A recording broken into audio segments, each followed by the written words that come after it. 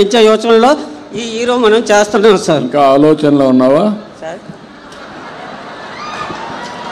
అమలు కావాలి కదా తమ్ముడు, ఆలోచనలో ఉంటే ఎట్లా సార్? అదే చెప్తున్నాను సార్, ఫార్మర్స్కి చెప్తున్నాను సార్. నీ రైతు భరోసా కేంద్రం ప్రొడక్టివిటీ యావరేజ్ ఎంత ఎకరాకు సార్? 14% to 7%. నేను అడిగిందని చెప్పు. నీ భరోసా కేంద్రంలో వరి ప్రొడక్టివిటీ ఎంత?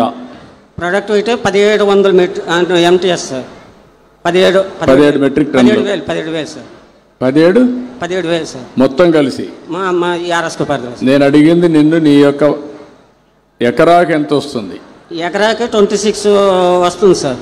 26 బస్తాలు సార్. క్వింటాల్లో ఏంటి? Quintal sir. 26 quintals sir. నువ్వు మళ్ళా మాట మార్చేసావు సార్.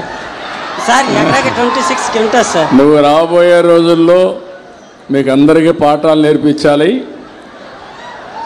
పిల్లల మారిగా మీరందరూ నేర్చుకొని రావాలి. సమాధానం కూడా కరెక్ట్గా చెప్పాలి. నీ జిల్లా ఎకరాకు ఎంత వస్తుందో ప్రొడక్టివిటీ తెలుసా నీకు? భయపడకుండా చెప్పు సార్. ఎకరాకు ప్రొడక్టివిటీ జిల్లా ఎంత వస్తుంది, నువ్వెక్కడున్నావు, రాష్ట్రం ఎక్కడుంది, దేశం ఎట్టుంది సార్? ఐడియా లేదు. జిల్లా యావరేజ్ ఎంత ప్రొడక్టివిటీ? ఉత్పాదక శక్తి, ఉత్పాదకత 28. ఓకే, నెక్స్ట్ మీటింగ్కి వస్తాను, అప్పుడు అడుగుతాను మిమ్మల్ని. మీ అగ్రికల్చర్ డిపార్ట్మెంట్ చెప్తాను, మీరందరూ నేర్చుకోవాలి. మీరందరూ చదువుకొని ఉద్యోగాలు వచ్చాయంటే మీరు అనేక వ్యవస్థలు తీసుకొచ్చాం. ఆ వ్యవస్థలు ప్రజలకు లాభం ఇవ్వాలి, ఫలితాలు ఇవ్వాలి. ఒక స్కూల్ ఉంటే పిల్లలు బాగా చదువుకోవాలి, చదువు చెప్పాలి. ఈరోజు మనం మీకు జీతాలు ఇచ్చినా, ఈరోజు సంక్షేమం ఇచ్చినా, ఒక రోడ్డు వేసినా ప్రజలు కట్టే పన్నుల ద్వారానే ఇవన్నీ ఇస్తున్నాం. ఇచ్చినప్పుడు మీరందరూ బాధ్యతగా ప్రవర్తించాలి. కాబట్టి ఆ విషయం అంతా గుర్తుపెట్టుకోవాలి. ఏదో ఉన్నామంటే ఉన్నాం కాదు, మొక్కుబడి కాదు. ప్రజలు ఆనందంగా ఉండాలంటే వాళ్ళ ఆదాయం పెరగాలి, మెరుగైన పాలన ఉండాలి. నేను ఒక్కడ పని చేస్తే కాదు, నేను ఒక్కడ కాకుండా మీ అందరి దగ్గర పని చేయిస్తేనే వాళ్ళకు లాభం వస్తుంది. ఆ కార్యక్రమం జరగాల్సిన అవసరం ఉంది, దానికి శ్రీకారం చుడతాం.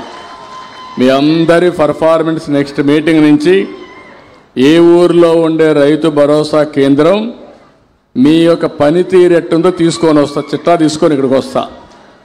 నేను ఇంక ఆకస్మిక తనిఖీలకు కూడా వస్తాను, అది కూడా గుర్తుపెట్టుకోండి.